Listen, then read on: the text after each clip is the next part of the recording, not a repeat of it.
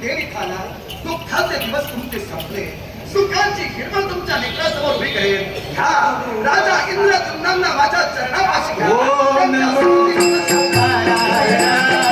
ओम नमो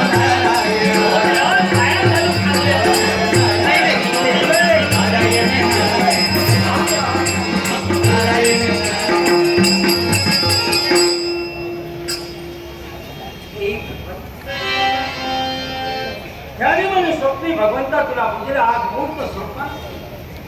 तू म्हणता यावेळी प्रगट झाला देवा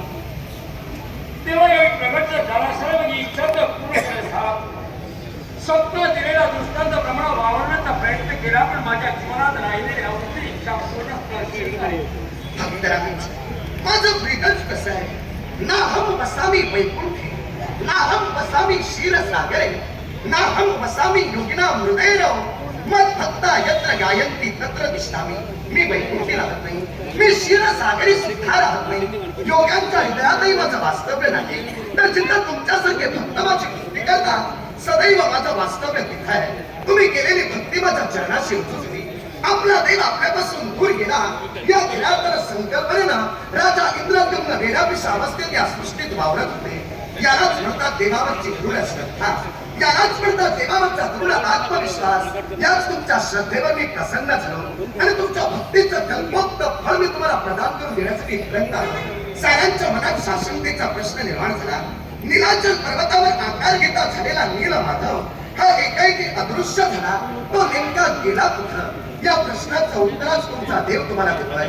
आदिवासी समाजातील माझ्या एका भक्तानं नीलाचल पर्वतावर प्रयाग केला नीलमाधवाची मूर्ती पाहून त्याच्या अंतस्करणीचा भक्तिभाव जागृत झाला त्यानं नीलमाधवाची मूर्ती उचलली आणि आदिवासी समाजात येऊन स्थित केली आदिवासी समाजातील लोकांनी मोठ्या भक्ती भावनेनं माझं भजन पूजन केलं आणि नीलमाधव आदिवासी समाजाचा देव झाला पण राजा इंद्रद्युम्नांच्या इच्छेसाठी नीलमाधवाची मूर्ती घडत होती पण तुमच्या इच्छेसाठी घडत असणारी मूर्ती ही आदिवासी समाजात जाऊन लागली पण तुमच्या इच्छेसाठी दुसरी मूर्ती घडविण्याचा मानस आम्ही देवतांनी केला त्यासाठी लक्ष्मी आणि विश्वकर्मा देव कार्यरत होते दोन्ही मूर्त्या घडविण्याचं पवित्र कार्य आम्ही तुमच्याकडून करून घेतलं याला कारण होतं तुम्ही विश्वकर्मा देवतेचे सेवक पण विश्वकर्मा देवतेनं तुम्हाला शाप दिला त्यायोगे तुम्हाला ही मानव योनी धारण करून राहावं लागलं तेव्हा तुम्हाला पुनश्च उत्तर न्यायचं होतं म्हणून दोन्ही मूर्त्या घडविण्याचं पवित्र कार्य आम्ही तुमच्याकडून करून घेतलं तेव्हा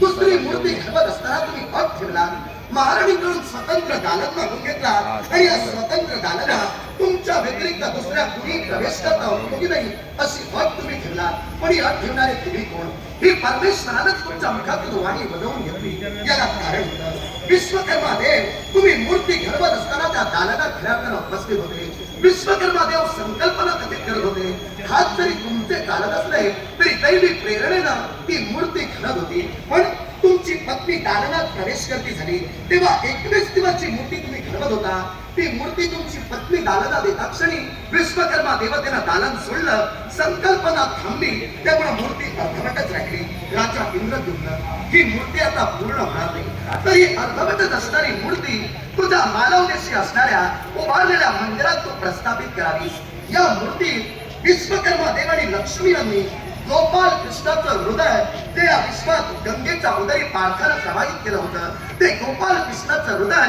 त्या मूर्तीला मी प्रस्थापित केलेलं आहे तेव्हा तुझ्या इच्छेसाठी घडलेली दुसरी मूर्ती या दुसऱ्या मूर्ती गोपाल कृष्णाचं हृदय आणि अंश स्वरूपी वावरणाऱ्या महाविष्णूचं अस्तित्व असल्या कारणानं मानव देशीत उभारलेल्या भव्य दिव्य मंदिरात जी मूर्ती खेळातून प्रस्थापित होईल त्या माझ्या अवताराला हे अखिल विश्व जगन्नाथ जगन्नाथ जगन्नाथ एवढंच नव्हे तर पुढेच्या प्रांतापासून पुढे या भागापर्यंत जो समुद्र प्रवाहित झाला त्या समुद्रात 2 युग काष्ठखंड होतं हा समुद्र तू उभारलेल्या मंदिराच्या पायरीपर्यंत येऊन स्थिरावला अर्थात या पुरी प्रांताचा सुद्धा मला विस्तार करायचा आहे ज्या ठिकाणी जगन्नाथ स्थित होईल त्या पुरी प्रांताला हे अखिल विश्व जगन्नाथपुरी जगन्नाथपुरी जगन्नाथपुरी म्हणून ओळखेल जगन्नाथपुरीच्या जगन्नाथाचा सोहळा 12 वर्षानंतर माझे भक्तजन साजरा करतील. गोपाल कृष्णाचं हृदय आता अर्धवटच राहिलेल्या मूर्तीत आहे, पण 12 वर्षानंतर हे हृदय फिरावताना दुसऱ्या मूर्तीत तुम्ही स्थलांतरित करा. जे पुरोहित हे धर्म कार्य करतील, या पुरोहितांनी 1 महिना आपला देह शुचीभूत ठेवा. आपल्या नेत्रावर पट्टी बांधून दुसऱ्या मूर्तीत ते हृदय स्थलांतरित करा. नेत्रावर पट्टी का बांधावी? कारण गोपाल कृष्णाचं हृदय कसं आहे हे अविश्वास कुणालाही समजता उपयोगी नाही. गोपाल कृष्णाच्या हृदयाचं तेज सर्वसामान्य मानव सहन करू शकणार नाही, म्हणून नेत्रावर पट्टी बांधून 12 वर्षानंतर हृदय बदल करण्याचा 12 वर्षानंतर जगन्नाथपुरीच्या जगन्नाथाचा सोहळा साजरा करा. जगन्नाथपुरीच्या जगन्नाथाला जो नैवेद्य तुम्ही अर्पण करणार, तो नैवेद्य पंचपक्वान्नाच्या पूजनाचा मला नको, तर साधा सुद्धा नैवेद्य मी ग्रहण करेन. याला कारण माझी प्रिय भक्तीन म्हणजे कर्माबाई. या कर्माबाईंनी 21 दिवस जो आहार मला दिला, तो आहार अमृतापेक्षाही मला गोड लागला. तेव्हा त्या कर्माबाईची आठवण भविष्यात राहावी म्हणून जगन्नाथपुरीच्या जगन्नाथाचा सोहळा ज्यावेळी साजरा होईल त्यावेळी भाविक भक्त जो नैवेद्य मला अर्पण करतील, तो नैवेद्य मातीच्या खापरातून म्हणजे मातीच्या भांड्यातूनच मला द्या. आणि तो नैवेद्य पंचपक्वान्नाच्या भोजनाचा नव्हे, तर तांदळाची कांजी म्हणजे तांदळाची पेज आणि तांदळाची खिचडी असा साधा सुद्धा नैवेद्य मला अर्पण करा. भक्ती भावनेनं तो नैवेद्य मी स्वीकारेन आणि तुमच्या जीविताचं कल्याण करण्यासाठी जगन्नाथ तत्पर करेन. जगन्नाथ तत्पर करेन.